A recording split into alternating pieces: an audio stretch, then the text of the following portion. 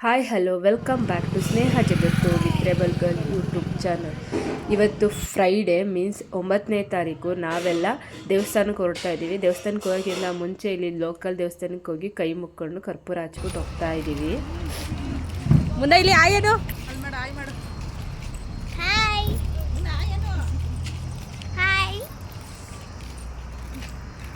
ಯಾವ ದೇವಸ್ಥಾನ ಅಂತಂದರೆ ಮಹಾಕಾಳಿ ದೇವಸ್ಥಾನ. ಇದು ಎಲ್ಲಿದೆ ಅಂತಂದರೆ TM ಹೊಸೂರು. ನನ್ನ ಚಾನಲಲ್ಲಿ ಕಂಪ್ಲೀಟ್ ವಿಡಿಯೋ ಇದೆ.